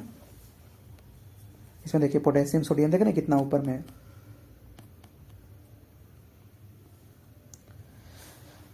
प्रीसियस मेटल किसको बोलते हैं, मतलब प्रीसियस मतलब क्या हो गया कि महंगा, ठीक है। Silver, gold, platinum, palladium. Filament of incandescent electric bulb किसका होता है, टंगस्टन का, ठीक है। Calcium float in cold water, क्यों, क्योंकि रिएक्ट नहीं करता है, ठीक है, इसको हॉट वाटर चाहिए होता है, ये बहुत कम रिएक्टिव है, तो इसको हॉट वाटर देना होता है रिएक्ट करने के लिए, ठीक है। और जो सोडियम पोटेशियम है वो कोल्ड वाटर में भी रिएक्ट कर जाएगा। मेटल फ्री इलेक्ट्रॉन जो होता है वो कौन दिए हैं, लॉरेंट्ज ड्रूट थ्योरी, बस ये याद रखिएगा, क्योंकि एक बार एग्जाम में झारखंड PCS में पूछ रखा है, ठीक है। Metallic mineral, bauxite, gold, silver, copper, iron, Latin, ठीक है, मेटेलिक मिनरल है, ऊपर फेरस में समय करवाया था। नॉन मेटेलिक कौन सा है, लाइमस्टोन, माइका, जिप्सम, कोल, पेट्रोल, ये अपना उसमें पढ़ते होंगे, human and economic, sorry economic geography में पढ़ते होंगे, ठीक है। Metal and mineral, sorry mineral resources वाले में, उसमें ह्यूमन इकोनॉमिक ज्योग्राफी में। नॉन मेटल देखें तो basic oxides on dissolving in water, मतलब नॉन मेटल जो है वो बेसिक ऑक्साइड बन जाता है वाटर में डिजॉल्व होने पर। हाइड्रोजन का देखें, एलोट्रॉप बोलिए तो भी बोलिए, तो प्रोटियम है, ड्यूटेरियम है, इसको हेवी वाटर बोलते हैं ड्यूटेरियम को, याद रखिएगा, आता है क्वेश्चन। ट्रीटियम है रेडियो एक्टिव, मतलब पूछ सकता है कि only radio active allotrope of hydrogen या फॉर्म ऑफ हाइड्रोजन, तो हो गया ट्रीटियम। H2O जो है वो पोलर है, ठीक है, पोलर बेलर बेसिकली वो अब छोड़ दीजिए, उतना इंपॉर्टेंट नहीं है, वो बेंजीन वाले कॉन्सेप्ट हो जाता है, हाइड्रोजन बॉन्डिंग से रिलेटेड होता है। Boiling point of any water solution is higher than pure water, कि बॉइलिंग पॉइंट जो एनी वाटर सोल्यूशन का जो होता है ना, वो हायर देन प्योर वाटर होता है, याद रखिएगा, ठीक है, कि मतलब उसमें कुछ भी मिक्स किए हैं तो जो addition of solute leads to decrease in water potential, तो इसमें कुछ भी वाटर पोटेंशियल है, ठीक है, बॉइलिंग पॉइंट नहीं है, तो हम लोग कुछ भी अगर उसमें डालते हैं उसका कारण क्या होता है कि जो हायर हो जाता है उसका बॉइलिंग पॉइंट। हार्ड वाटर क्या होता है, तो लेस फ्रोथ, फ्रोथ मतलब जो झाग होता है ना, ठीक है, presence of bicarbonate, calcium, sorry chlorine, फिर सल्फेट, ठीक है, ऑफ कैल्शियम एंड मैग्नीशियम, दोनों में कैल्शियम और मैग्नीशियम ही होगा, लेकिन इसमें क्या है कि आपको हार्ड वाटर में बाइकार्बोनेट, क्लोरीन और सल्फेट होता है, जिसमें बाइकार्बोनेट अगर सिर्फ रहा कैल्शियम मैग्नीशियम के साथ तो वो टेम्पोररी वाटर होता है, जो कि रिमूव हो जाता है, टेम्पोररी हार्डनेस, ठीक है। कैसे रिमूव होता है, बॉइलिंग मेथड से होता है, क्लार्क मेथड से होता है, ठीक है, याद रखिए क्लार्क मेथड। फिर परमानेंट जो होता है वो due to chlorine and sulphate होता है, ठीक है, और कैल्शियम एंड मैग्नीशियम। इसका रिमूवल कैसे होता है, सोडा एस टेक्निक से होता है, जो Na2O3 था, उस परमुटेड प्रोसेस होता है, इसमें कौन सा है, क्लार्क मेथड, इसमें परमुटेड प्रोसेस, और आपका पोटेशियम क्लोराइड से होता है, ठीक है। नाइट्रोजन जो है उसको हैबर्स प्रोसेस में हम लोग यूज करते हैं। फॉस्फोरस जो है उसमें व्हाइट फॉस्फोरस मोर रिएक्टिव है, बीपीएससी पूछ रखा है, ठीक है। नोबल गैसेज एक्सेप्ट रेडन, ठीक है, रेडोन बोलते हैं इसको, ठीक है, रेडोन, जो कि यूज कर किया जाता है रेडियोथेरेपी में भी, याद रखिएगा। इस बार भी पूछा था ना कि कौन से को कार्सिनोजेनिक में यूज करते हैं, ऐसे करके क्वेश्चन पूछा था, ठीक है। एक्सेप्ट रेडोन नोबल गैसेज, ठीक है, तो हीलियम, और उसके बाद बताइएगा helium, neon, argon, krypton, xenon, radon, बता देता हूँ कौन कौन सा है, helium, neon, argon, krypton, xenon, radon, ठीक है। तो रेडोन हो जाए, और जो except radon all are gases होते हैं, ठीक है। Neon emits red light when electricity flows through it, याद रखिएगा, पूछा है एग्जाम में। हैबर्स प्रोसेस बेसिकली इसका जो कैटलिस्ट है, कैटलिस्ट बोलते हैं इसको, कौन है, तो आयरन है, मोलिब्डेनम है, ठीक है। कॉन्टैक्ट प्रोसेस का क्या है, प्लेटिनम है। हैबर प्रोसेस से क्या बनता है, नाइट्रोजन बनता है, ठीक ना, तो यहाँ पे कैटलिस्ट बोल दिया था क्या, नहीं, हैबर्स प्रोसेस से नाइट्रोजन बनता है, ठीक है। जो कॉन्टैक्ट प्रोसेस से H2SO4 बनता है, याद रखिएगा, और इसका कैटलिस्ट पीटी प्लेटिनम होता है। हाइड्रोजनेशन ऑफ ऑयल का कैटलिस्ट निकल होता है। डायनामाइट किन्होंने बनाया था, अल्फ्रेड नोबल, ठीक है, इन्हीं के नाम पर नोबल पीस प्राइज चलता है। बाई नाइट्रोग्लिसरीन, ये यूपीएससी 2025 में आया है इस पे क्वेश्चन, ठीक है। In modern dynamite sodium nitrate, ठीक है, याद रखिएगा। टीएनटी ट्राइनाइट्रोटोल्यूइन बोलते हैं, ट्राइनाइट्रोबेंजीन बोलते हैं, ट्राइनाइट्रोपिक्रिक बोलते हैं, आरडीएक्स प्लास्टाइजर, ये सब डायनामाइट का पार्ट है, ठीक है। मैक्सिमम रिफ्रैक्टिव इंडेक्स देखें तो डायमंड का सबसे ज्यादा होता है, ठीक है। फिर देखें कि डिक्रीज इन जो जिप्सम को क्यों डालते हैं, अगर सॉइल का पीएच डिक्रीज करना, मतलब एसिडिक बनाने के लिए, ठीक है। क्लोरोफॉर्म प्लस सनलाइट जो है, क्लोरोफॉर्म जब सनलाइट के अंदर में आता है तो फोस्जीन गैस मतलब जो है, जो कि पॉइजनस होता है, ठीक है, वो फॉर्म हो जाता है। टेल्कम पाउडर, ठीक है, ये थियोफेस्टल होता है, ये क्वेश्चन पूछ रखा है। लाफिंग गैस N2O, याद रखिएगा। टियर गैस क्लोरोबेंजल मोनोनाइट्राइल, CS गैस भी इसको बोलते हैं, ठीक है, याद रखिएगा। बोन्स में 85% आपका कैल्शियम फोस्फेट होता है, ये मैं कहीं क्वेश्चन देखा हूँ, ठीक है, हाल ही में, ठीक है। उसके बाद फिर 8% फॉस्फोरस होता है। यूरिया 46% नाइट्रोजन होता है। हेवीएस्ट गैस कौन सा है, गैस, ठीक है, तो रेडोन और tungsten fluoride. Maximum number of isotope caesium xenon का 36।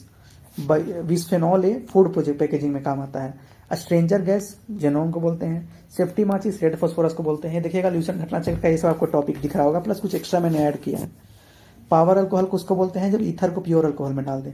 हेवीएस्ट एलिमेंट कौन सा है, ठीक है, या हेवीएस्ट मतलब ये थोड़ा सा वेग हो गया कि किस सेंस में, गैस में, लिक्विड में, ठीक है। मार्स गैस किसको बोलते हैं, मीथेन को मार्स गैस ही बोलते हैं।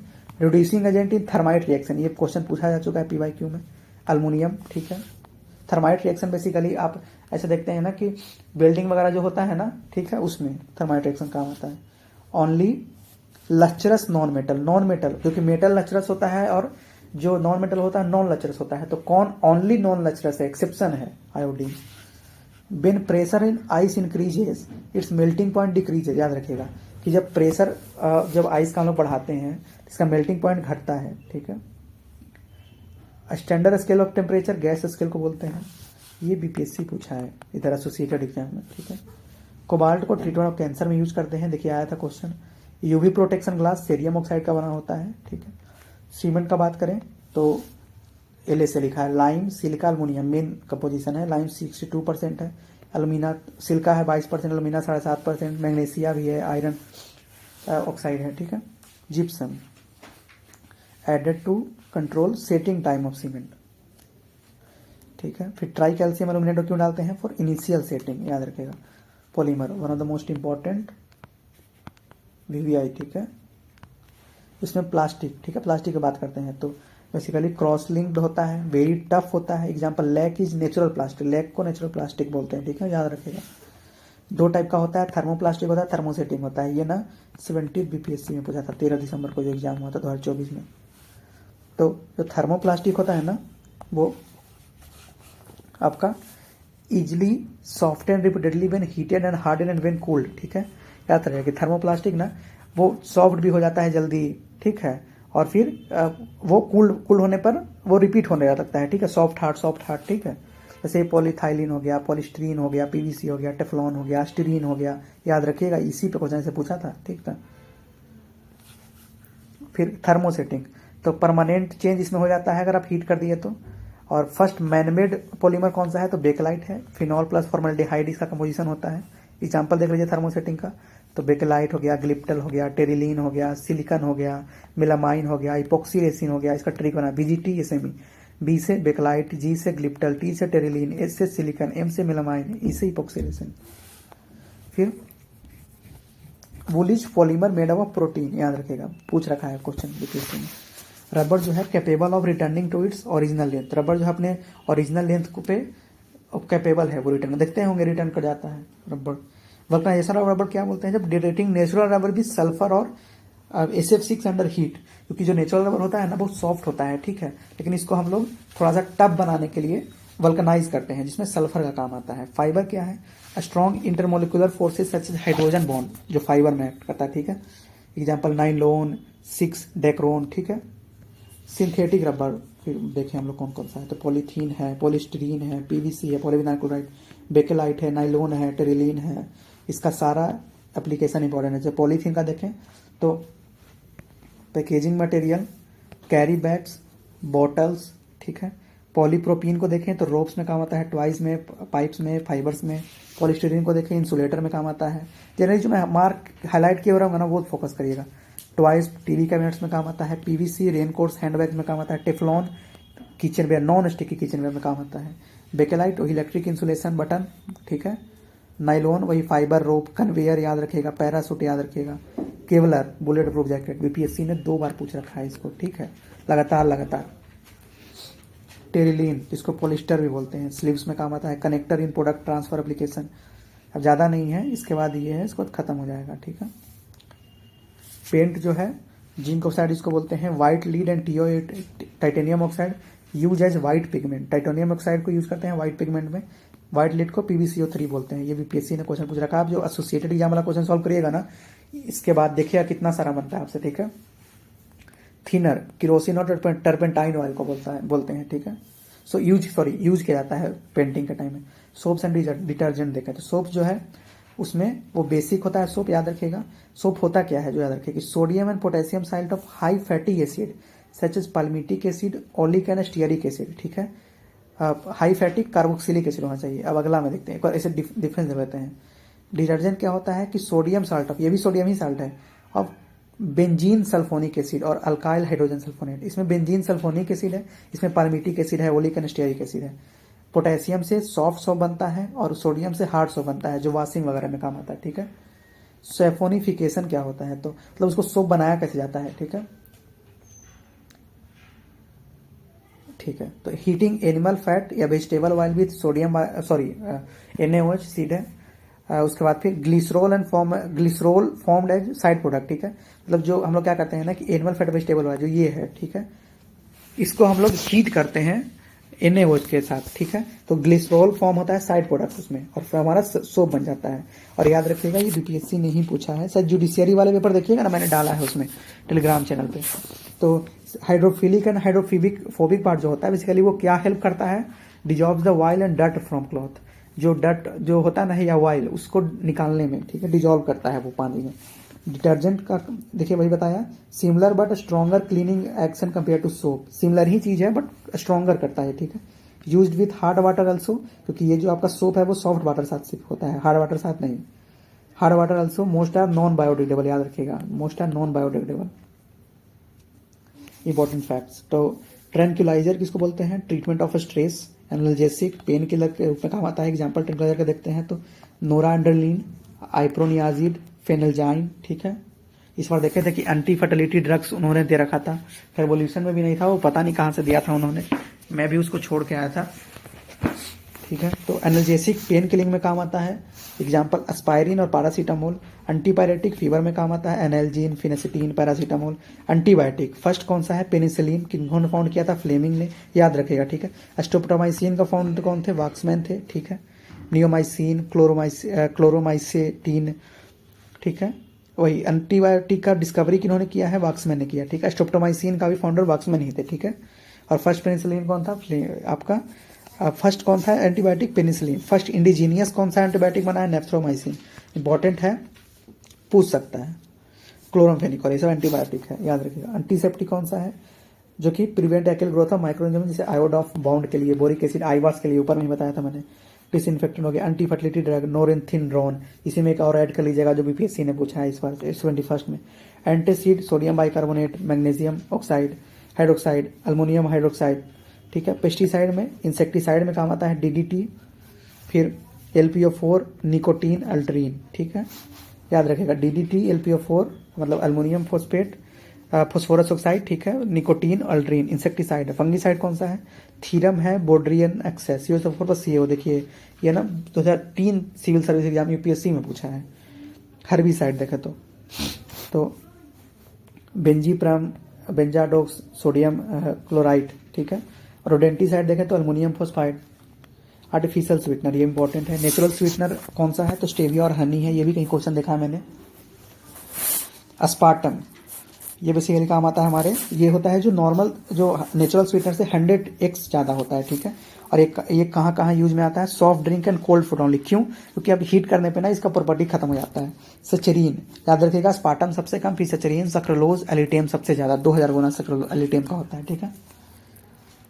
तो सचरीन क्या है, बून फॉर डायबिटिक पेशेंट। ये डायबिटिक पेशेंट जो होते हैं ना, जिनको डायरेक्ट शुगर नहीं लेना होता है, उनके लिए बहुत बून है, क्योंकि कम क्वांटिटी में ज़्यादा शुगर का अमाउंट, मतलब ज़्यादा मिठास मिलता है, स्वीटनर, ठीक है, शुगर कम मिलता है। सक्रोलोज 601 है, यूज्ड इन हॉट फूड, ठीक है, जो बताया कि अब ये स्टेबल हो गया है। Alitame, difficult to control quality, इसलिए उतना यूज में नहीं रहा जाता है। एंटीबायोटिक फॉर मेनिंगाइटिस, ये मैं वही पीवाई क्यूज में देखा था तो लिख दिया। पेनिसिलिन, एम्पिसिलिन, सेफ्ट्री एक्सोन, ठीक है। तो हमारा मतलब फाइनली केमिस्ट्री पार्ट 3 कंप्लीट हुआ, और साथ में केमिस्ट्री ही कंप्लीट हो गया हमारा। इसके बाद मैं बायोलॉजी लाऊंगा, फिर फिजिक्स लाऊंगा, ठीक है। या देखता हूँ तो ऐसा करता हूँ, देखता हूँ मैंने बायोलॉजी ही ले आता हूँ। तो यहीं पर वीडियो को रोकते हैं, थैंक यू।